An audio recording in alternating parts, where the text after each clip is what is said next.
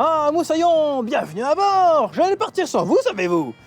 Ah, eh bien, savez-vous que j'ai retrouvé quelqu'un que je cherche depuis bien longtemps qui s'est perdu dans les méandres du multivers. Et cette personne s'est perdue dans un monde que je crois vous connaissez assez bien, car c'est le monde de Pirates des Caraïbes. Et du coup, nous allons en profiter pour découvrir évidemment le style de Jack Sparrow. Allez, on est parti!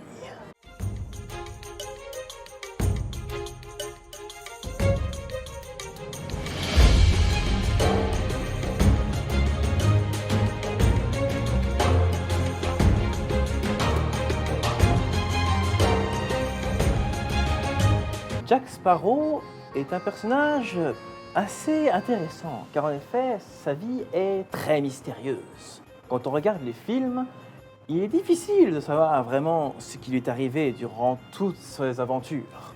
Mais ce qu'on est sûr, c'est que son aventure a commencé en étant à la solde de Lord Beckett. À cette époque, le Black Pearl s'appelait le Wicked Wrench. Et ce que Jack ne savait pas, c'est que c'était un navire négrier. Les négriers, c'était les bateaux qui servaient à transporter les esclaves. Ouais, c'était pas très sympathique. Mais un jour, Jack va se rendre compte que son cargo, eh bien, c'était des esclaves, et va les libérer sur une île. Beckett, furieux, va détruire son navire et le brûler, et laisser Jack aux océans.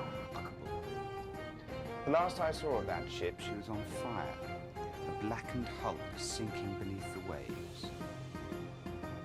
We had a deal, Jack. I contracted you to deliver cargo on my behalf. You chose to liberate it. People aren't cargo, mate. And you incurred a heavy debt to raise her up again, didn't you? Bien évidemment, Jack ne voulait pas mourir, c'est pour ça qu'il a fait appel à Davy Jones. Et celui-ci lui a proposé un marché. Oh. You have a debt to pay. You've been captain of the Black Pearl for 13 years. That was our agreement. Technically, I was only captain for 2 years, then I was viciously mutinied upon. Then you were a poor captain, but a captain nonetheless.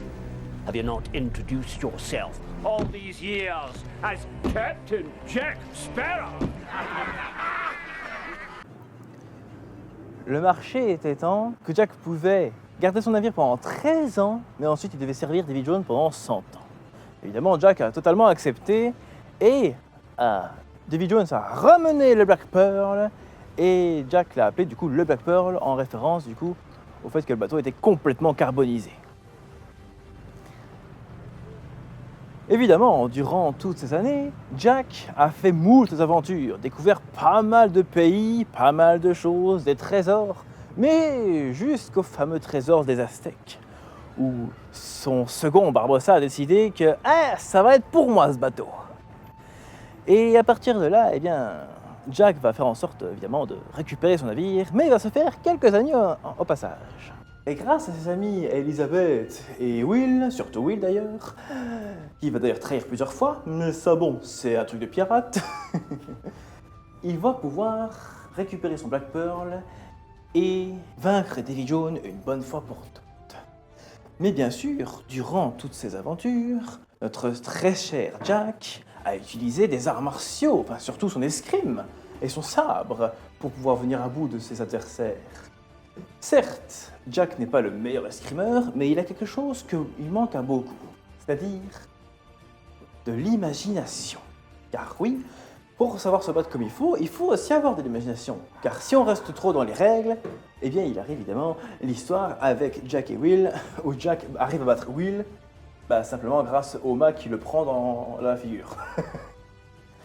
Mais les techniques de combat que Jack a appris, eh bien d'abord, évidemment, ce seront les techniques qu'il a apprises dans la Compagnie des Indes. C'est logique. Et pour cela, il a dû apprendre l'escrime anglaise. Le style des moussaillons anglais était assez simple et efficace. En fait, ils prenaient leurs armes comme ceci, avec le poignet légèrement cassé pour pouvoir parer très facilement, ou alors ils prenaient une garde comme ceci pour pouvoir faire des attaques assez simples. Jack a très certainement appris ce genre de technique avant de devenir lui-même pirate.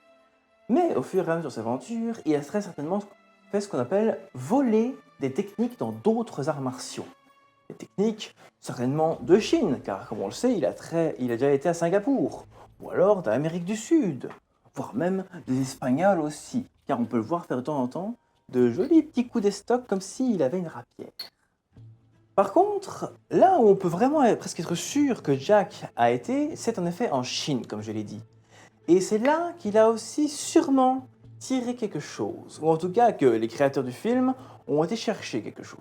Ce qu'on appelle le style de l'ivrogne, dans le style du kung-fu. Un style qui est assez particulier quand même, parce que c'est littéralement imiter quelqu'un qui est sous. C'est vrai que quand on voit Jack qui se bat, bah, il a l'air tout le temps bourré en fait.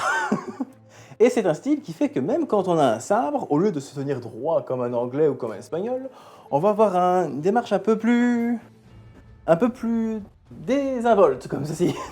Et les attaques vont être beaucoup plus compliquées à bloquer parce que beaucoup plus random, comme on pourrait le dire. Donc, en somme, si vous voulez refaire le style de Jack, eh bien, je ne peux que vous conseiller, évidemment, de faire de l'escrime et de rajouter à ça le côté ivrogne de l'histoire. Eh oui, comme tous les pirates, buvez du rhum, vous verrez, vous vous battrez mieux. En conclusion, et oui, je sais, j'ai changé de chemise, mais c'est parce que, eh bien, avec la transpiration, j'avais trop chaud.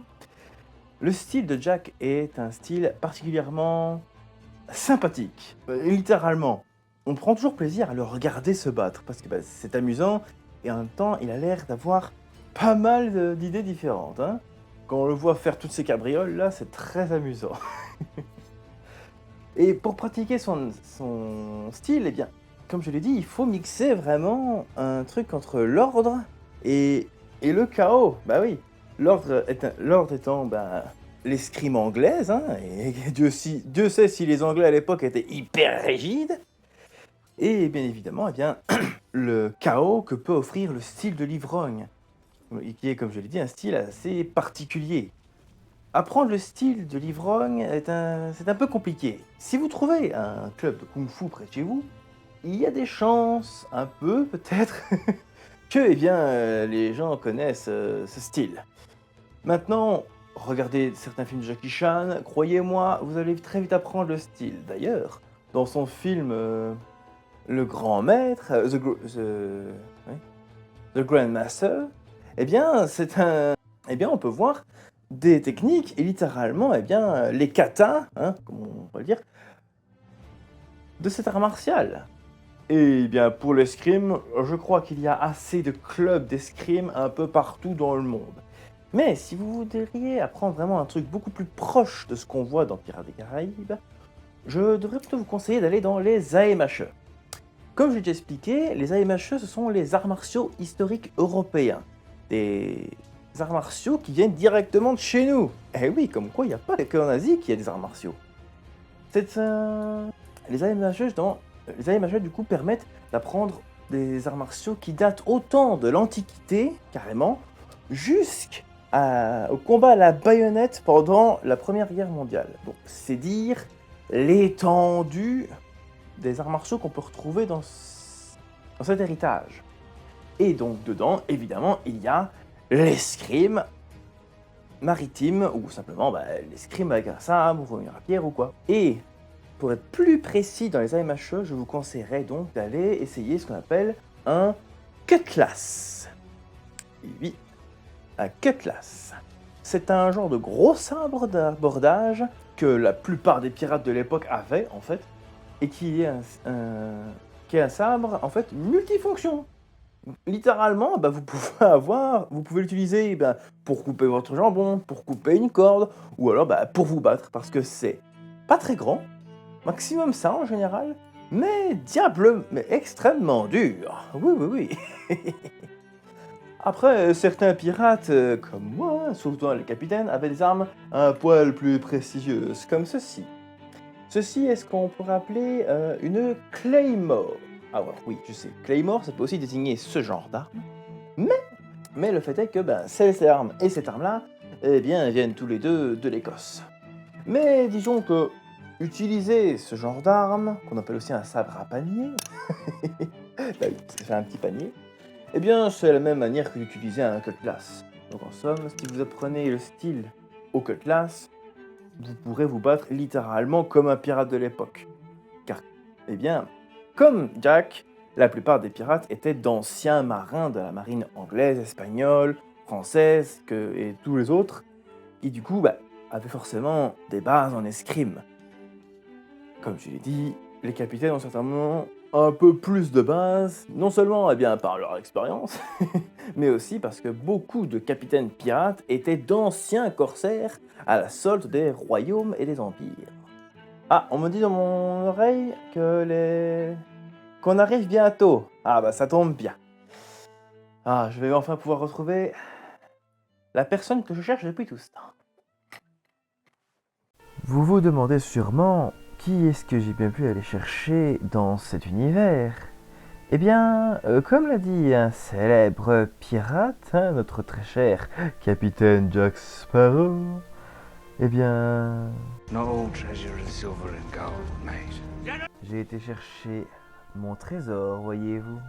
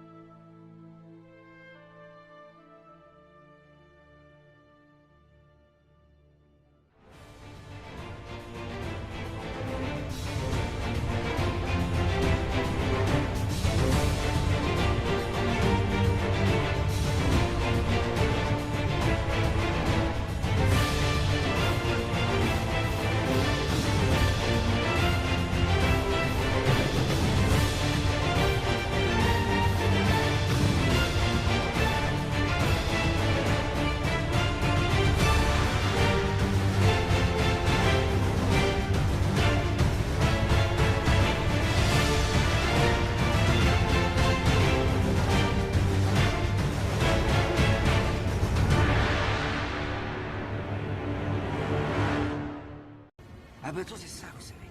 C'est pas qu'une quille, une coque, un pont et des voiles, ça, ils l'ont tous. Mais un vrai navire. Comme le Black Pearl, en réalité, c'est la liberté.